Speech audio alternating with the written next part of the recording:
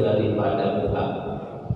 Jadi kalau corona maka jika membangun iman akan niat bi asmanihi di tengah-tengah bosul. Kapan niscaya mencukupi ia bosul, tapi wajibah i'adatu bosul lima sabaqoha, dan wajib oleh pengulang membasuh barang sabaqoha yang telah terdahulu ia akannya.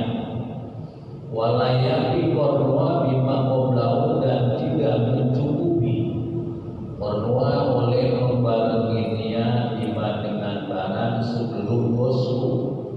Haitsul lam yastasimha ila boswi sayyid minhu, sekira-kira tidak menyertai manfaatnya pada basuh sesuatu daripada wajib. Wa ma'aqorona huwa awalu, dan bermula barang yang menyertai yang ma'akannya huwa yang ma'aqorona, yaitu awal daripada bosu. Saya ulangi, huwa ma'aqorona huwa awalu, dan bermula barang corona yang menyertai yang ma'akannya huwa yang corona awaluhu, yaitu awalnya bosu. Pada buku sunnatul madmadati inin wasalam ma'aha syai'un minal wajib, maka luput oleh kesunahan ketemu inin wasala jika terbasuh ma'aha beserta madmadah oleh sesuatu daripada buka tahum rotis sapati dan niyati, seperti merahnya bibir dan niyati setelahnya. Di palhaula ayyuharrikon niyah, maka bermula yang lebih utama yaitu memisah iman an-niyata akannya. Palhaula ayyuharrikon niyah, maka bermula yang paling utama yaitu bahwasanya memisah-misah iman an-niyata akannya. Di ayat wiya inda kulli min ghuslil kafaini wal madmadati wal istimsaki sunnatul wudu'i, dengan bahwasanya meniat iman ketika tiap-tiap satu daripada membasuh dua telapak tangan wal madmadati dan ketemu wal istimsaki dan masukkan air ke hidung sunnatul wudu'i, yaitu atau sunnah wudu'i akan sunnah wudu makul daripada yang kita begitu. Para jamaah sekalian yang sama-sama saya muliakan dan mudah-mudahan dimuliakan oleh Allah Subhanahu wa taala. Amin. Kajian kita di mana ini adalah masih membicarakan tentang masalah yang namanya rukun wudu, yang mana kemarin pengarang kitab ini Imam Zainuddin Al-Mulibari sudah menjelaskan kepada kita bahwa rukun wudu itu atau fardunya wudu itu ada 9. Ya benar, nah ini ngatur amat rasanya. Bahkan habis korban kali ya. Makanya ngatur banget terus. Saya ulangi. Tadi kita boleh santai ya. Santai itu. Jadi fardunya wudu itu berjumlah 6 perkara. Yang mana kemarin saya sudah jelaskan diambil dari ayat Al-Quran ada 4, diambil dari hadis Nabi ada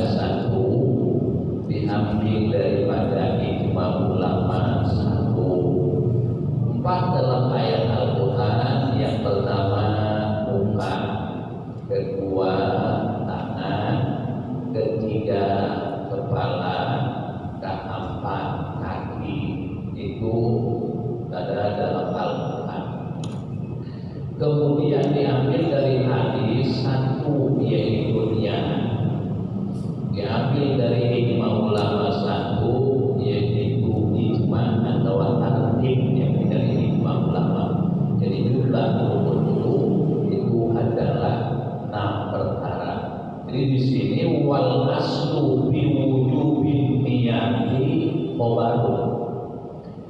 Pokok dasar di dalam masalah wajib kudu niat pada saat kita mengambil air wudu itu mengambil wajah istidlal dari hadis Nabi kita Muhammad sallallahu alaihi wasallam. Apa yang dikatakan oleh Rasulullah ini hadisnya innamal a'malu binniyati ay innama sihatuha la kamaluha. Pasti yang namanya sahnya amal itu adalah didasari dengan niat. Jadi dia merupakan praktik kebesaran di dalam beramal. Amal bukan di dalam masalah berwudu aja. Setiap yang namanya beramal itu membutuhkan niat. Sahnya adalah amal itu dengan niat. Sholat merupakan amal. Sahnya sholat kudu niat. Puasa merupakan amal, sahnya puasa kudu niat. Haji merupakan amal, sahnya haji kudu niat.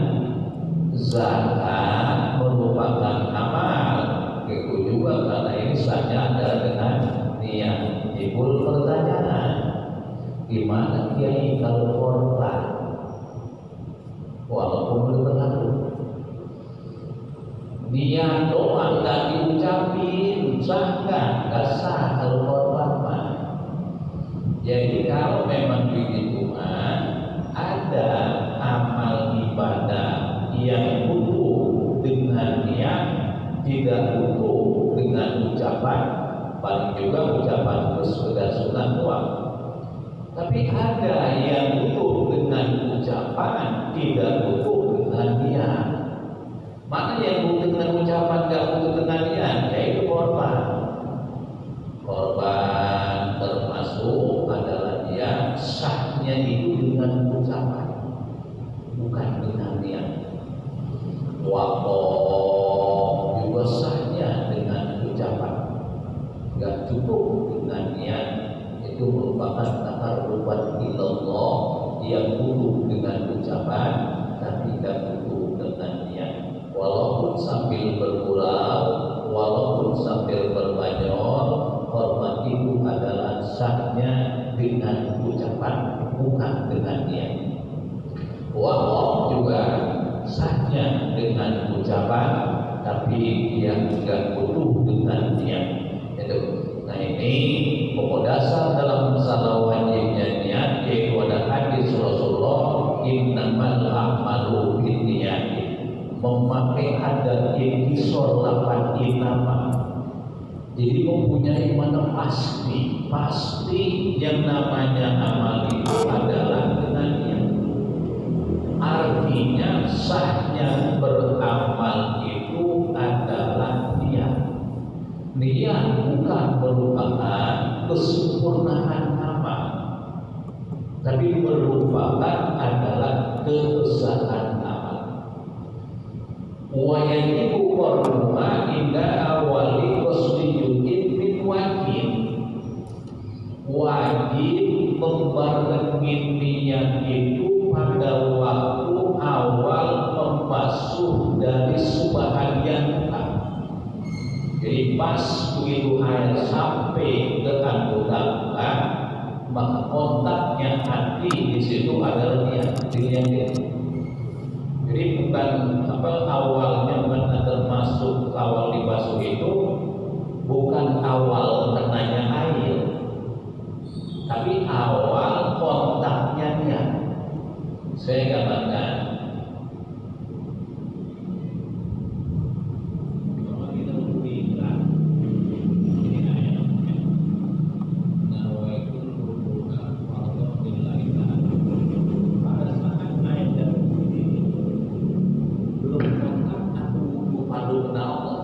belum kontak, tapi awalnya kontak hati aku lupa karena Allah itu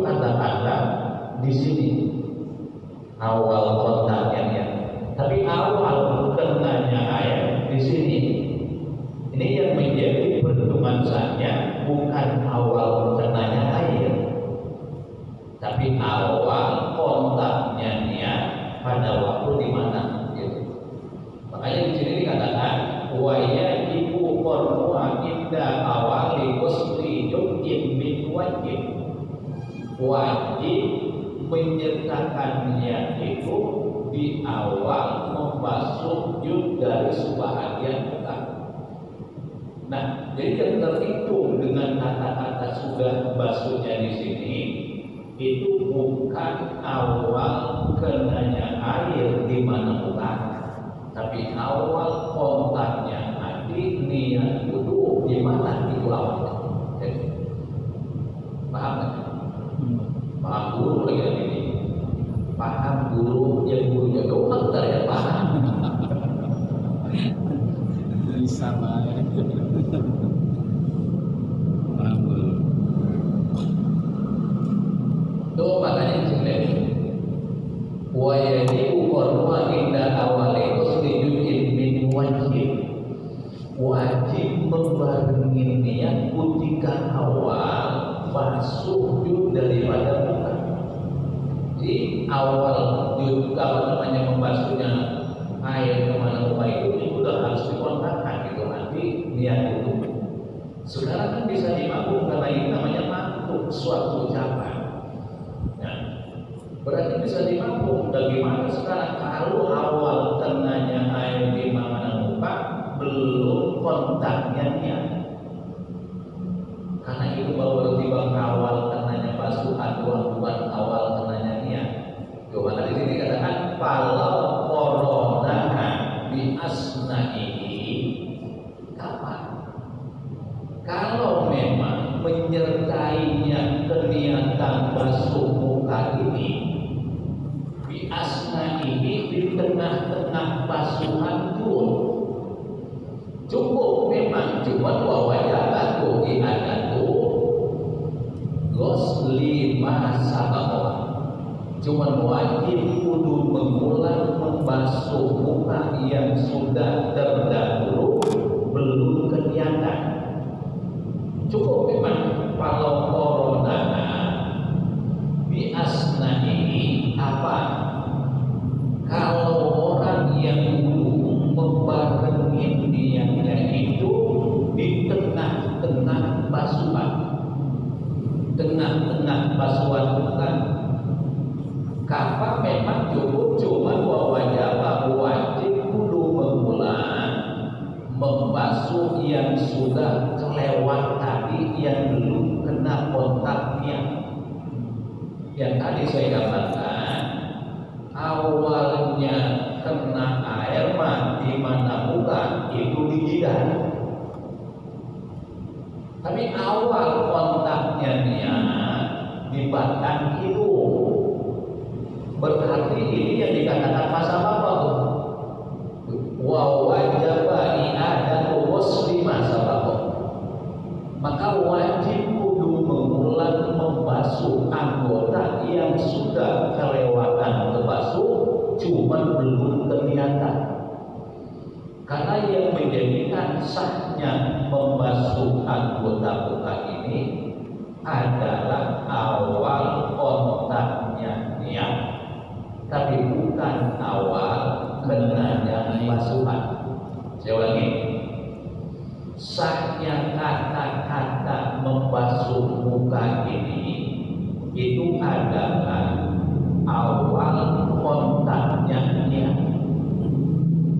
bukan merupakan awal basuhan dari muka.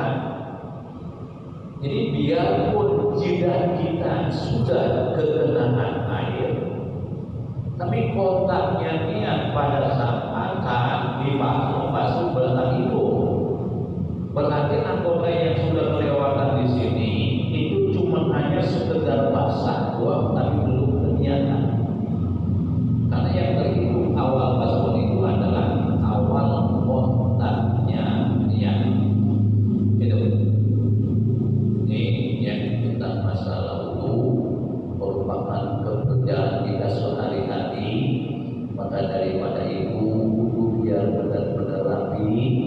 bahkan dulu adalah merupakan syarat sahnya sholat.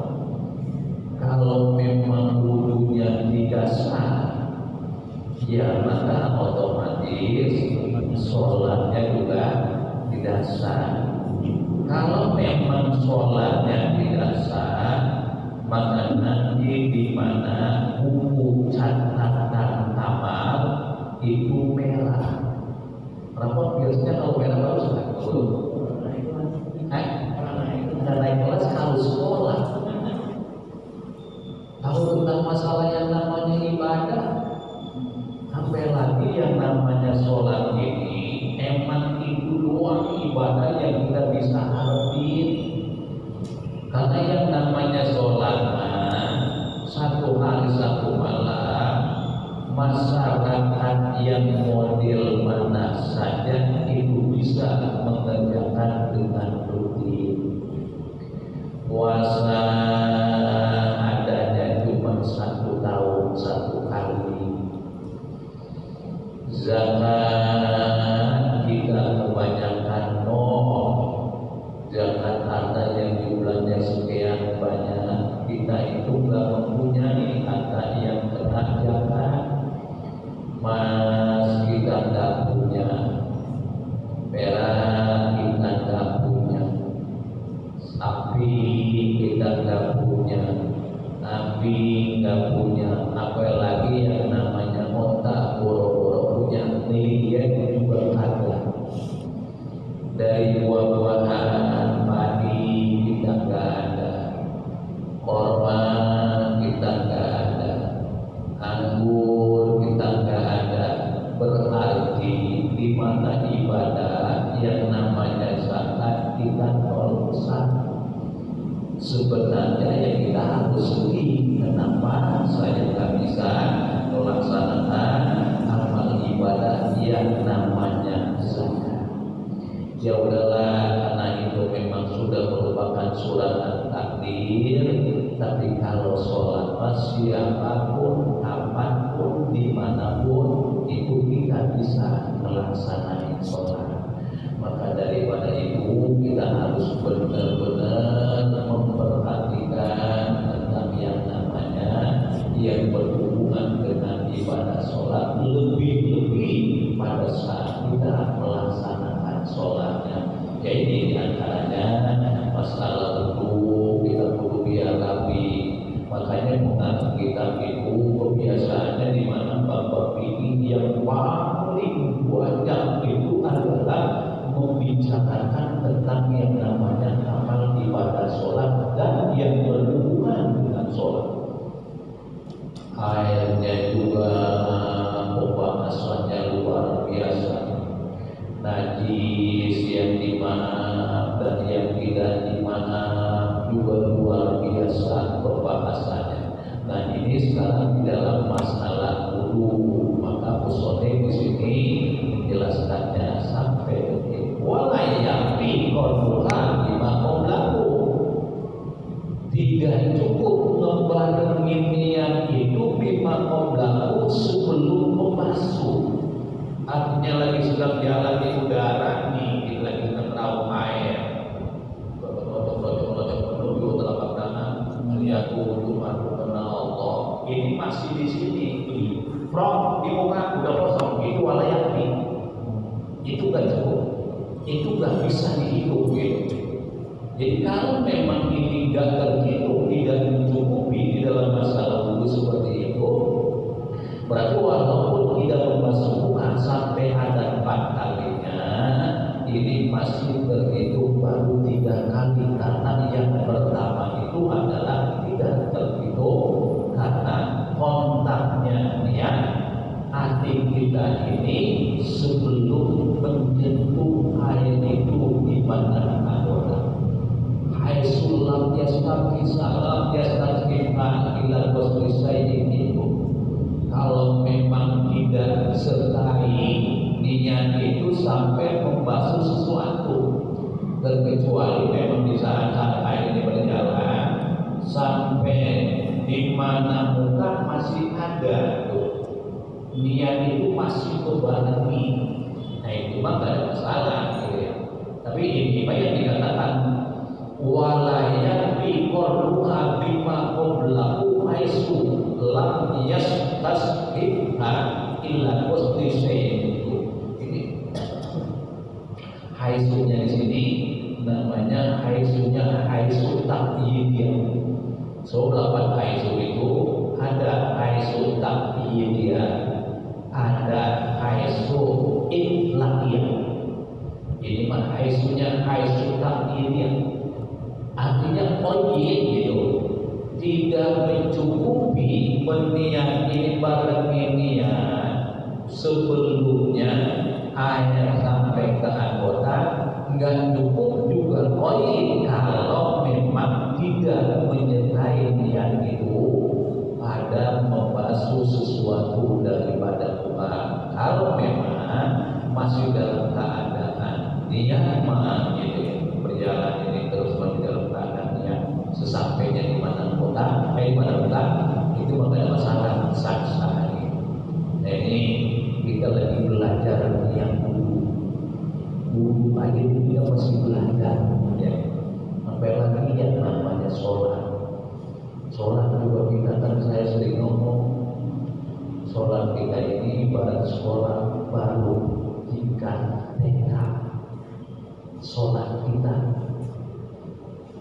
yang namanya TK kan pelajarannya di nama baru itu udah apa kalau yang namanya pendidikan dalam masalah hukum.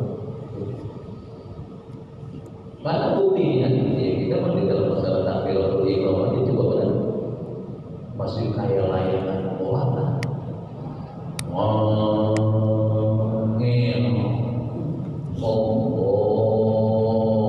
Tapi memang harus kayak begitu. Memang harus kayak begitu untuk mencukupi kosongan takyid itu. Kelas kita itu seperti itu. Kecuali orang-orang, kalau orang-orang yang memang tentang masalah takbiratul ihram, Allahu Akbar, jadi kita kadang-kadang udah 3 kali balik masih balik lagi, nah, belum pas aja rasanya. Nah, takbiratul ihram yang model itu ibarat pendidikan umum, kelasnya itu baru TK. Tapi walaupun begitu kita nggak putus asa, tetap kita pengen menjadi SD, SMP, SMA, bahkan sampai universitas. Kata orang Arab, himmatur rijal atqul jibal. Cita-cita seorang lelaki kudu pengen nendang gunung. Gunung mau ditendang. Kan berarti apinya itu gede banget. Hatinya itu luar biasa gedenya. Himmatur rijal atqul jibal. Jadi seorang laki-laki itu kudu mempunyai hati yang luar biasa, pengen nembak gunung. Ya Rasulullah sendiri juga begitu. Para umatku, kalau mau minta surga kepada Allah, jangan surga yang rendah, firdaus kali kita. Karena firdaus itu adalah surga yang paling tinggi derajatnya. Mintalah surga firdaus. Nah ini sesuai dengan pepatah yang tadi saya katakan, orang Arab itu suka ngomongin himmatul rijal atqul jibal. Cita-cita seorang laki-laki itu pengen menyepak gunung. Kita juga di dalam masalahnya pada sholat jangan seperti kita lagi. Terus kita pengen menjadi universitas. Allahu Akbar. Saya punya guru Mama Surat Hotel. Itu dia kalau takbiratul ihram dia apa saja. Allahu Akbar. Simpel. Tapi pernah dia nyolatin mayit. Itu dia sampai 4 kali takbir. Allahu Akbar. Dia ulang lagi. Allahu Akbar. Dia ulang lagi. Nyolatin mayit.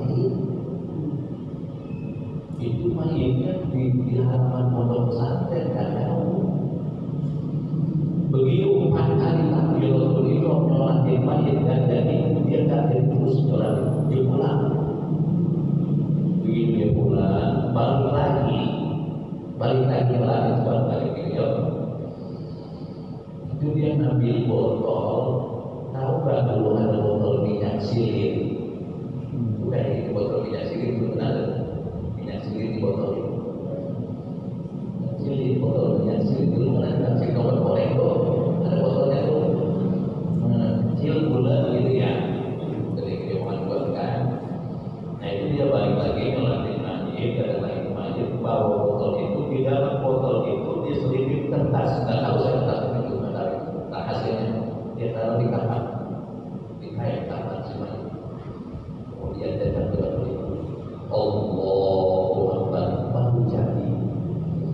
Ada apa itu mesti kelas pemasukan melatih tampil unikom sampai 4 kali gak jadi, akhirnya dia pulang.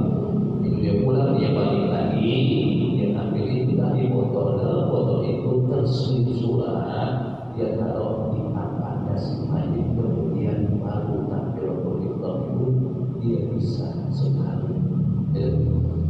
Kelasnya dia mana ibarat sekolah itu udah universitas, memasukkan. Kita juga pengen ke situ seperti ini. Jadi jangan selalu jadi pemain, jadi penonton, pengen jadi pemain. Gitu. Wa corona tuh, wa corona, wa awalu, mana-mana anggota yang kebarengan keniatan saat membasuh muka, wa awalu itulah awal yang terhitung basuhan. Ini wabah masjidnya di sini adalah anggota muka. Jadi seakan-akan wabah corona dan bermula muka yang awal kebarengannya, itulah yang dikatakan awal basuhan, terhitung awal basuhan. Jadi bukan awal kenanya air, tapi awal keniatannya di mana anggota. Jadi pada putus sunnatul maqbati, habislah kalau memang seperti itu kesunahan di dalam masalah yang namanya bertemur. Ini gosalama saifun minal wajhi, apabila sudah terbasuh barangnya sesuatu dari sebagian muka, habis kesunahan bertemur. Kalau memang tadi kita belum bertemur lebih dahulu, mana takut disapati badaniati, seperti merahnya bibir sesudahnya niat baru basuh, maka di sini sudah habis kesunahan yang namanya bertemur di dalam wudu. Bal kata musannif fal aula ayyumar rihon niyata, utamanya di waktu kita berwudu itu kudu kita pisah-pisahin niatnya. Bagaimana cara memisahkan niatnya? Babnya di sini bab taswirnya, gambarannya ayyan wiya inda kulli min ghuslil kafaini wal madmadhi wal istinsaqi sunnatul wudu'i.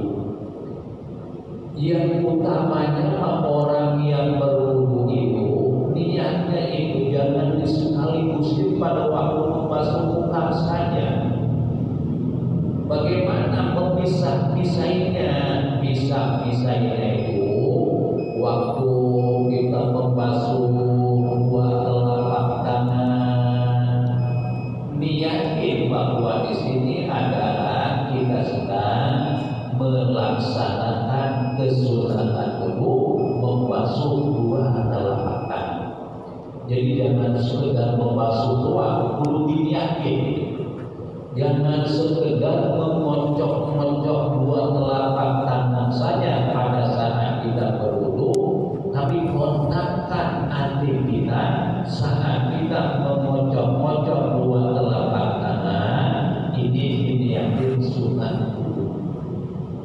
Wal madmadhi, pada saat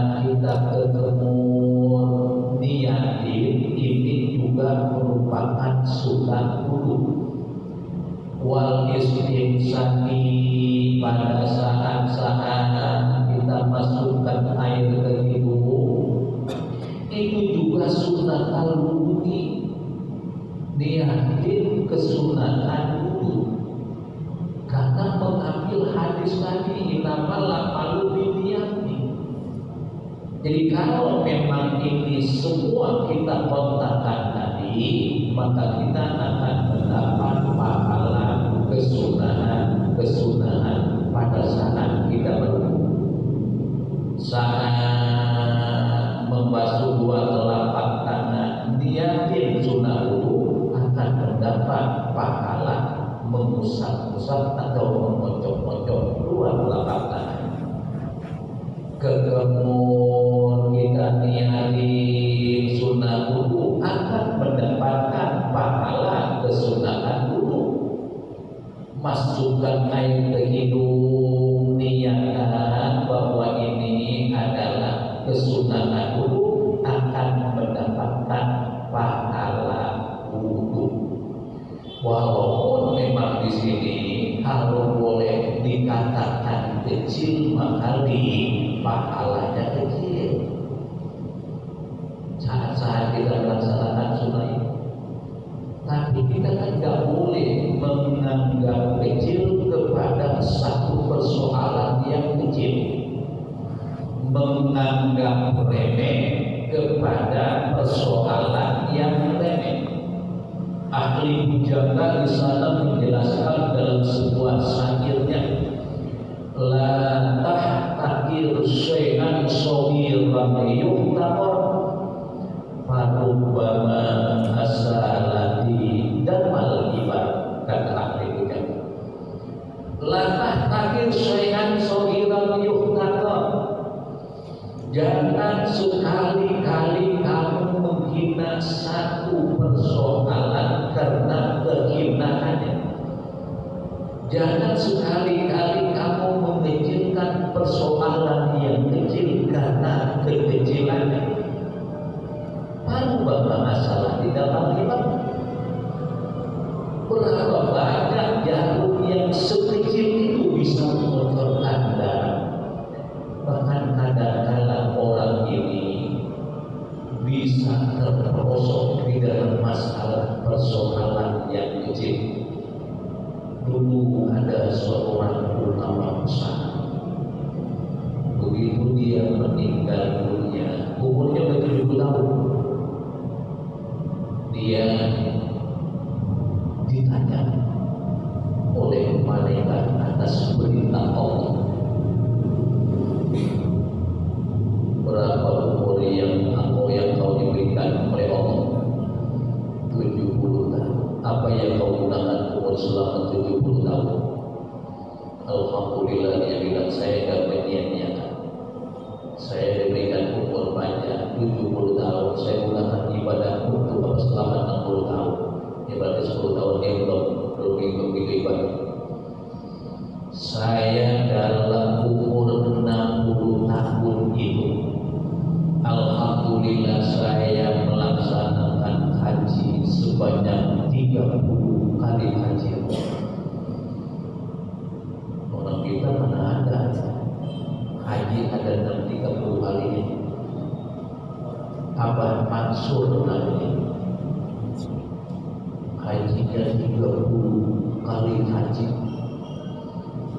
Saudara yang namanya berupa dirham itu sebanyak berapa puluh ribu dirham yang dia sedekahkan. Dan selama 40 tahun itu saya tidak pernah yang namanya kesiangan sholat tahajud. 60 tahun tidak pernah sholat. Ibadahnya luar biasa. Tapi setelah dia bicara tentang masalah ibadah yang sudah dia kerjakan, itu semua ditolak. Bagaimana kalau kita tidak? Abah Mansur itu ibadah kayak gitu ditolak. Haji itu kok kagak terima, sholat sunnah malam kok kagak terima, puasa kok kagak terima, sedekah juga kagak terima. Tapi walaupun semua ibadah kamu aku tidak terima, ada yang bisa menyelamatkan aku. Tahu nggak penyebabnya?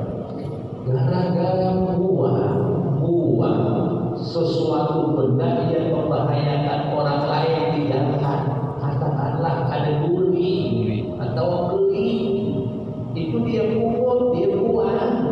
Jangan sampai ada orang yang menginjak beling itu, kan kecil banget, tapi itu bisa menyelamatkan diri seseorang. Ada lagi seorang ulama besar ahli ibadah, semua dia bilang ibadahnya diterima, tapi masuk sholat dosanya juga diampunin. Cuma sekarang ini saya masuk sholat ditunggu, ditawakuti. Dalam mimpinya orang yang tadi mimpi bertemu itu, loh, amal ibadah kamu semua diterima, dosa kamu diampunin, kenapa kamu masuk surga masih ditawakuti?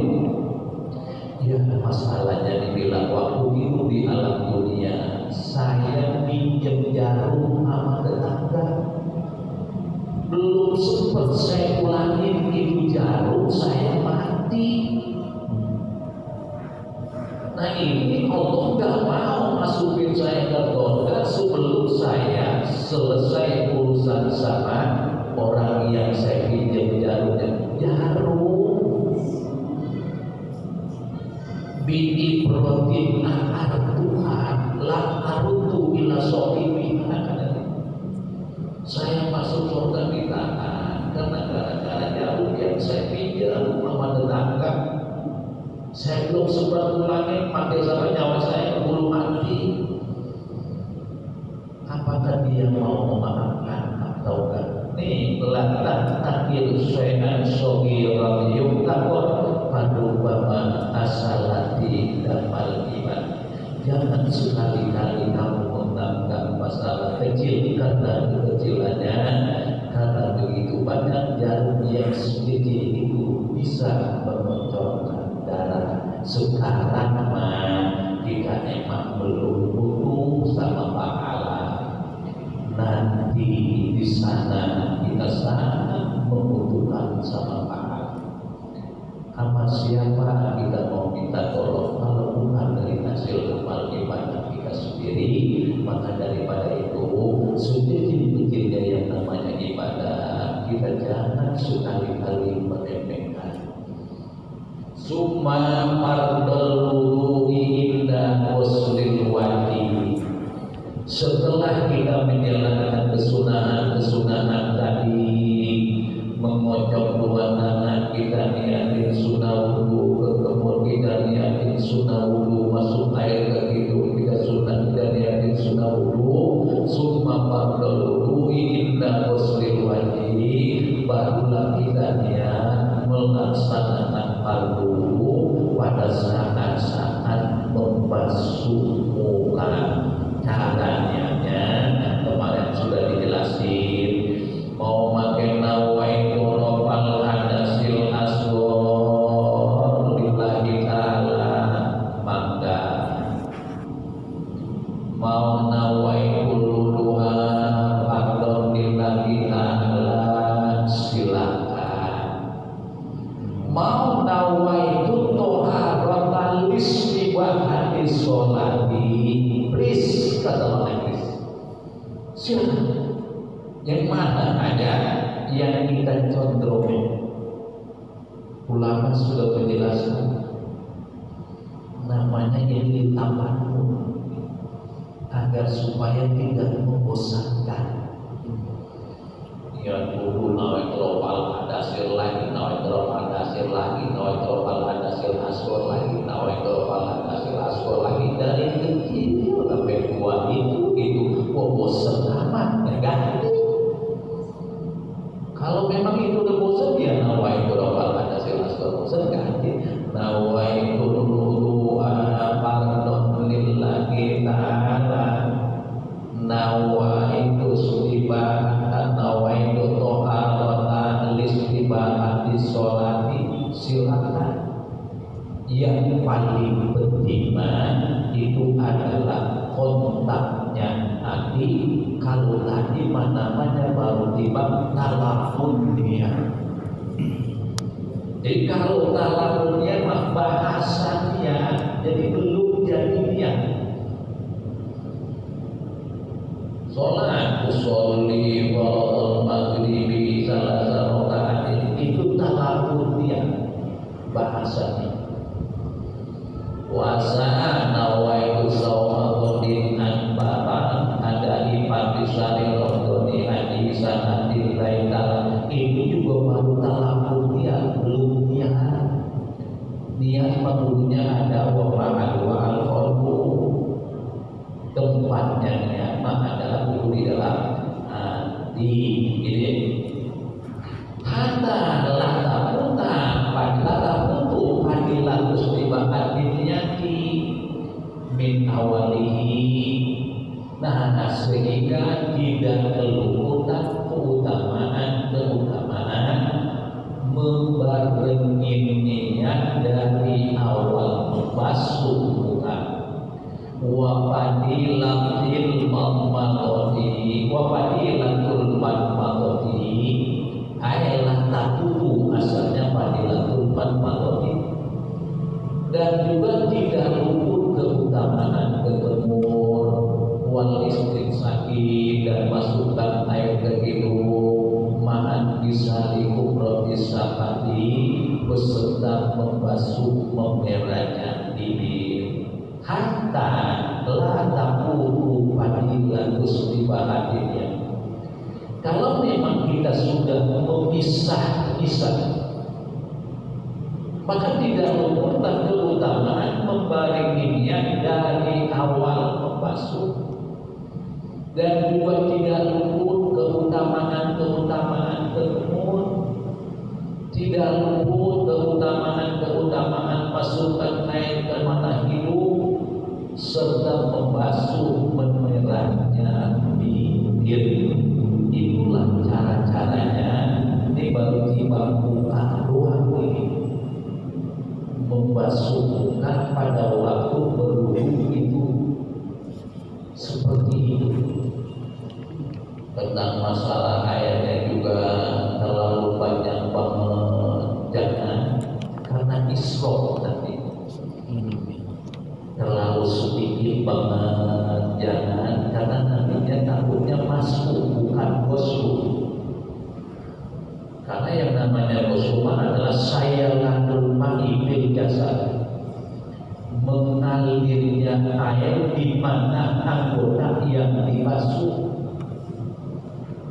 Muka kudunya goslu bukan masuk, kudunya dibasuh bukan diusap.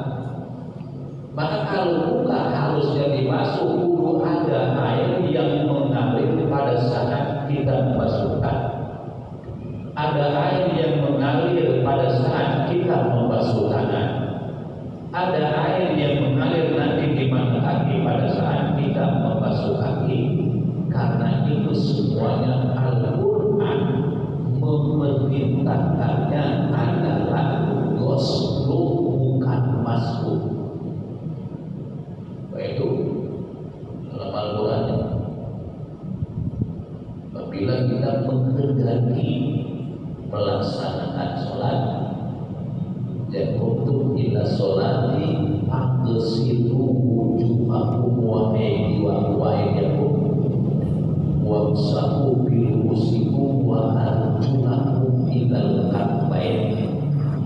Manakala kamu menghendaki mau mendirikan laksanakan sholat, basuhlah muka kamu, dua tangan kamu, dan dua kaki kamu.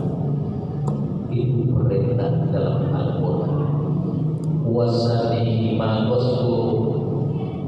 Nah, sampai sini. Wasanihi ma, terus ya. Sampai sini ya. Wasanihi ma, wasanihi ayat.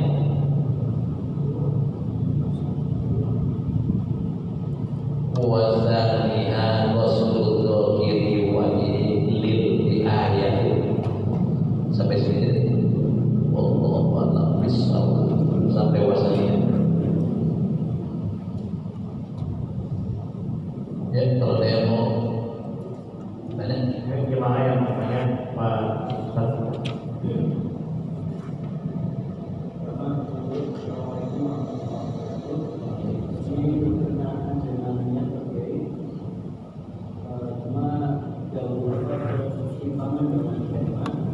Kalau kita niat untuk melakukan kurban tapi dikatakan ke pengurus masjid yang menyebut ini bermanfaat salah satu orang tadi. Tadi saya menyinggung sedikit tentang masalah kurban.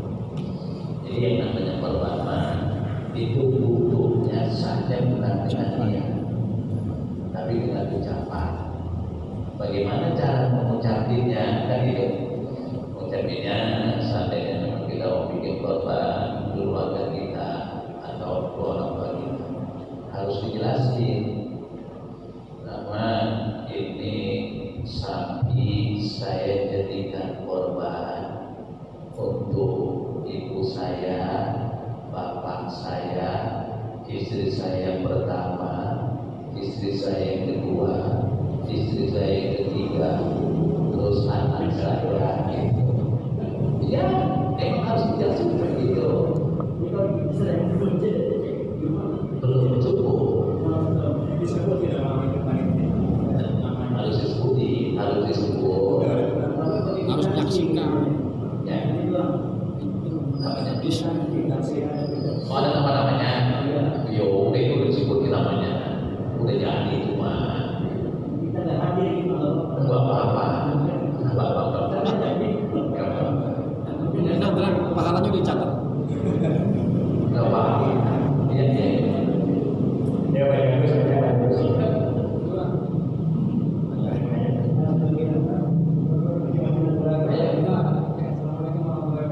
Waalaikumsalam warahmatullahi wabarakatuh. Pada pertemuan minggu lalu Bapak menjelaskan perihal guru-guru itu kalau dia diniatkan untuk mengaji tidak mencukupi untuk sholat.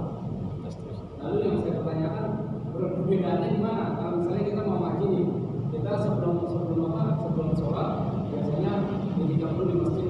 Lalu kita mau ngaji Al-Quran, kita mau wudhu, kita wudhu lah. Niatnya seperti biasa, yang ada wudhunya.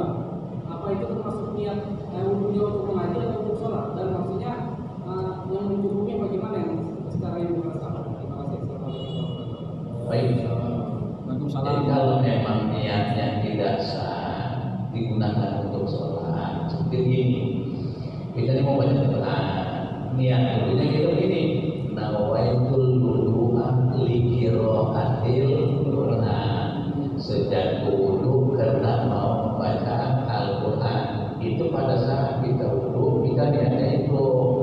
Nah sekarang itu cuma hanya bisa digunakan untuk membaca Al-Quran. Bagaimana kalau niat itu kita pakai sholat? Oh nggak bisa itu, belum bisa. Karena kalau ini namanya niat, apa namanya? Dan untuk sholat mah jadi tadi nawaitu ala al-istibahati sholati atau nawaitu al hadasil asghar. Kalau udah nawaitu al hadasil asghar mah itu mah mau dipakai sholat ke, mau dipakai baca Al-Quran ke, mau baca itikaf ke, udah sah-sah aja gitu. Tadi namanya ya baca Islam. Waalaikumsalam. Pada saat kita niat wudhu, apakah setiap basuh itu kita harus niat sedang wudhu atau hanya sekarang pada saat kita membasuh masyarakat? Ya. Tadi ya di sini, tapi saya mau menyampaikan ini. Muslim ini ngomong dalam kitab ini. Jadi cara berwudu itu ada yang sekaligus membasuh tempat saja, tidak diawali dengan membasuh dua telapak tangan, tidak diawali dengan berjemur,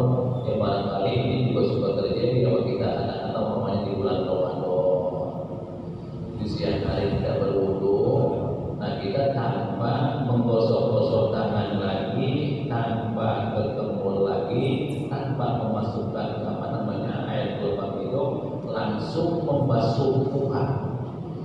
Nah, di sini berarti ada kesunahan yang tidak dilakukan pada saat itu.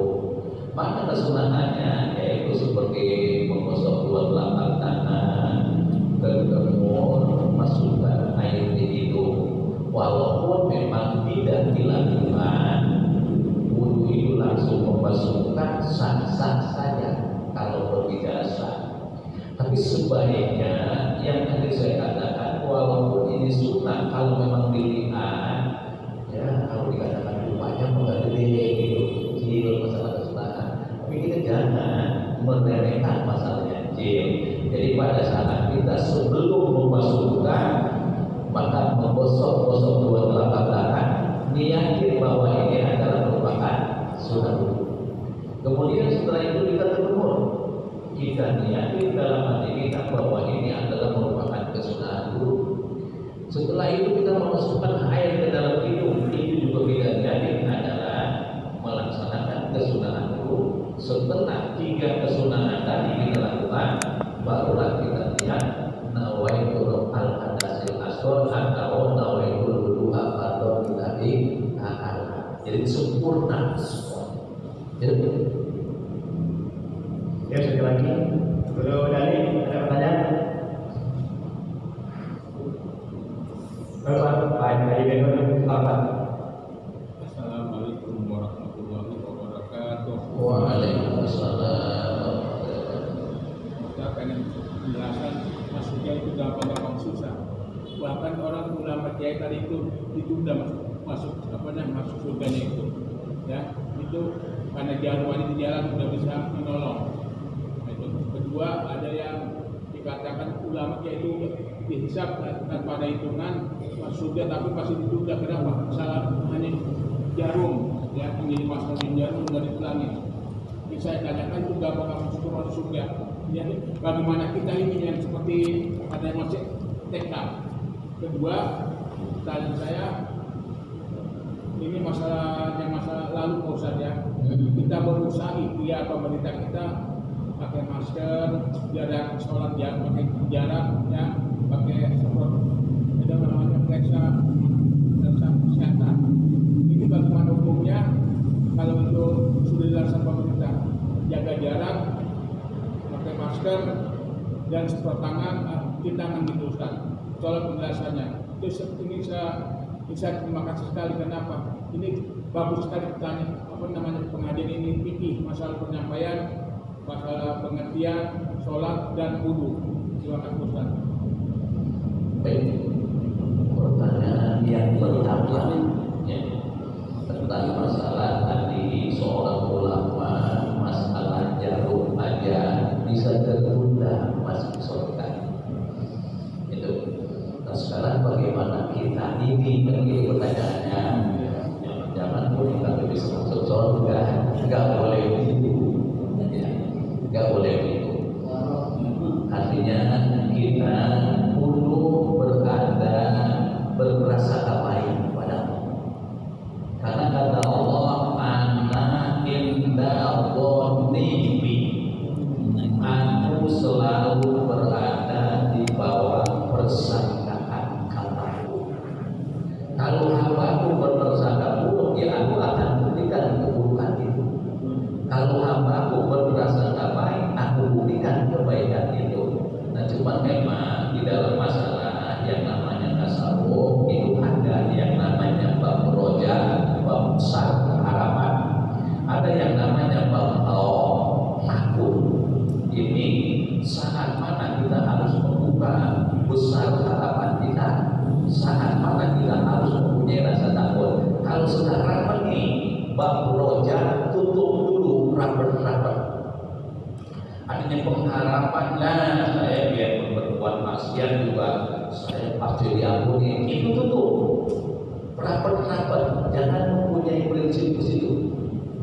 Tapi kita harus menerapkan takut banget, takutnya itu nanti kita mempunyai kesalahan tidak diampuni. Itu. Nah nanti di saat-saat kita dalam katakanlah kita umpamanya sakit, kayaknya ini sakitnya itu udah mau. Kalau di binatang mah bahasanya itu harkat maju. Binatang itu kalau sudah mencapai harkat maju, dia ditambah lagi pemotongannya itu udah haram. Orang juga yang dalam keadaan sakit, kalau sudah sampai seperti itu, mempunyai buka bab roja.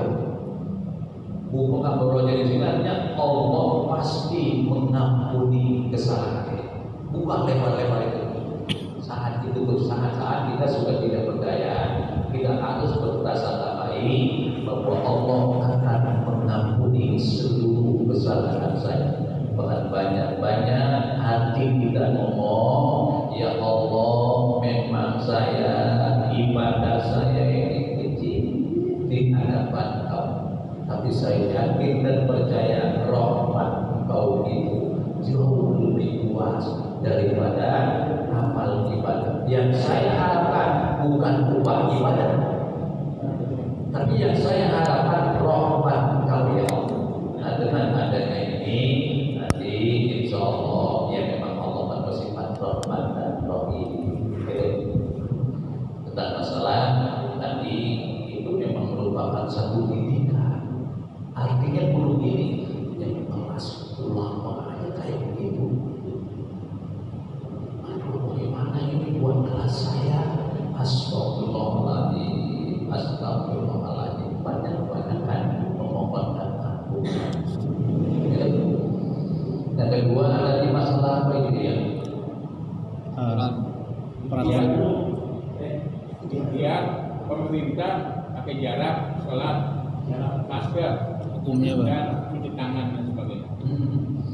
Nah ya, tentang masalah peraturan pemerintah di sini sebenarnya itu cakep untuk menghindari jangan sampai tertular yang namanya virus corona yang sedang berkembang di beberapa negara. Tapi di sini walaupun diadakan jarak, itu kan tidak merusak tentang masalah keutamaan berjamaah. Karena jaraknya katakanlah antara imam dengan makmum di sholat pertama itu belum melebihi daripada 1 meter seperempat.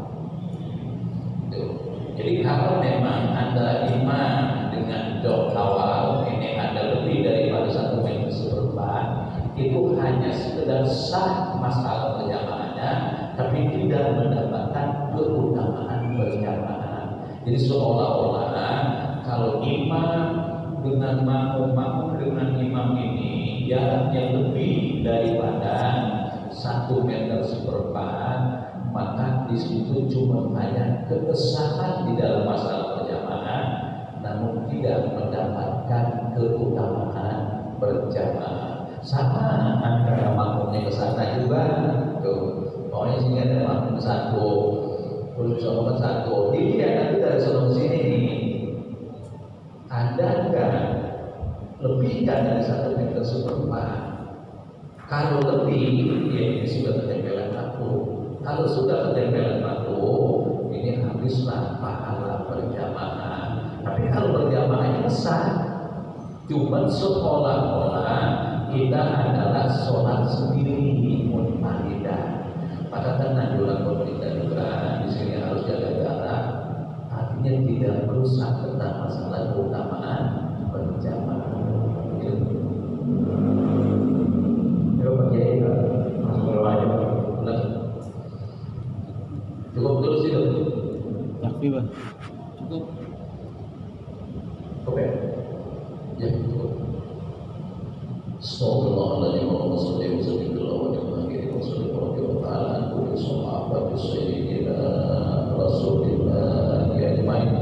Bismillahirrahmanirrahim. Alhamdulillahirabbil alamin. Ayyuhal ni'amahu wa yubarakatuh wasilah. Ya Rabbana lakal hamdu kama yanbaghi li jalali wajhikal karim wa sultani.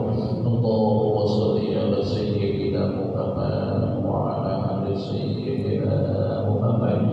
Allahumma ahdina bila ilaha illallah wa bisna bila ilaha illallah wa surga.